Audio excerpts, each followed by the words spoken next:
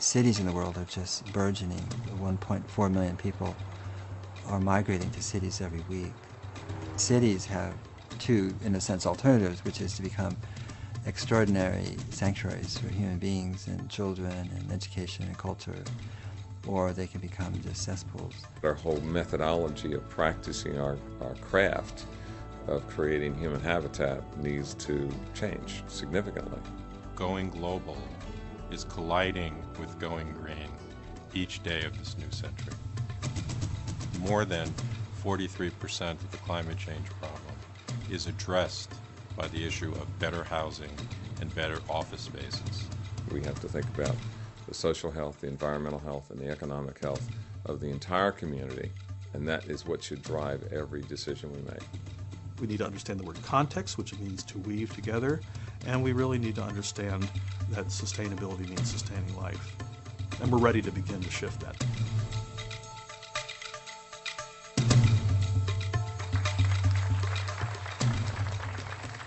There is really an extraordinary agenda here for you about cities, because we look out 10, 20, 30 years, it's not good enough. The forces that we face, the future we face, is really extraordinarily daunting. It will be the stroke of midnight for the rest of our lives. You can be sure of that. The green building movement is actually one of the most important movements that started in the last 15 years.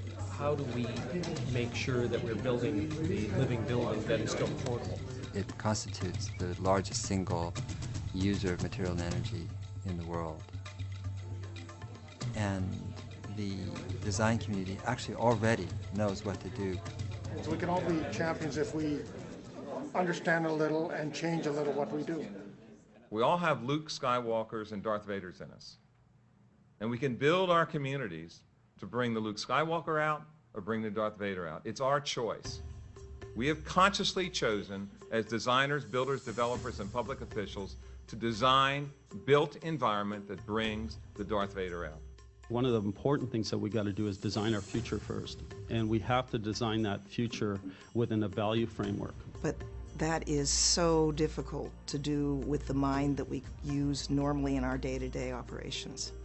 In order to solve these problems of sustainability, you have to have a whole systems approach to thinking. It has to be deeply collaborative, and it has to be collaborative across a much wider range of disciplines than we've dealt with before. The world is starting to find out that we're in trouble. And I'm really glad to see the amount of people that are sitting in this room looking at ways to save Mother Earth. But what if we could change our institutions, including capitalism, to be in the service of present and future generations? In our professional and private lives, is there a piece of us that needs as much healing as our cities need? A summit like Gaining Ground is a quick way to increase the swiftness of information across disciplines. There are so many different disciplines, from architects to urban planners to product designers, that are getting together now. A diverse number of players are coming who really actually want to be there. It's actually the occupants of the building. What's unique about the Gaining Ground Conference is really the willingness of the organizers to create enough structure so you have a reason to come, and enough non-structure so it can really happen. I'm so proud, by the way, of this meeting and what you're doing. I looked in at a thing yesterday on water. I was just blown away by the literacy of that conversation. I see the Gaining Ground more like a think tank. How many developers? It does seem to attract some pretty significant leaders across many fields to one place. If you're investing in properties today that are not sustainable, then you have a huge potential for the risk of functional obsolescence. And unless technology saves us, the fundamental basis of our society, which has largely been cheap energy, is going to shift. We need to do energy audits so that people know what their consumption is within their commercial facility, industrial facility, or within your home. You know, the biggest problem is the in-migration from the rural areas, because I'm here to discuss the idea of trying to change the fundamental unit of development in China, which is the gated superblock. They want to do the right thing, but they're very, very nervous about making a mistake. The Chinese recognize already the environmental challenges that they need to solve.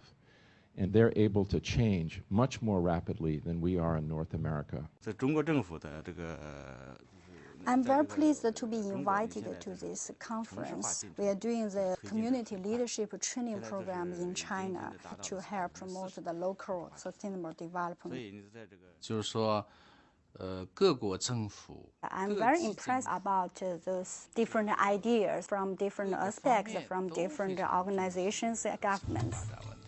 Gaining ground is pretty remarkable. I mean, I think it's probably in the top 2 places I've ever spoken at.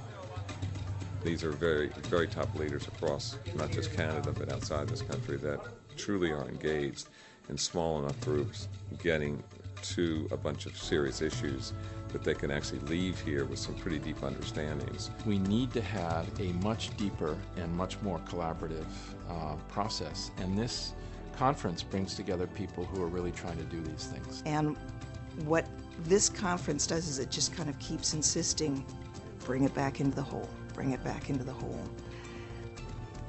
I don't know any other conferences that do that. The process of design is not about doing development, it's also developing.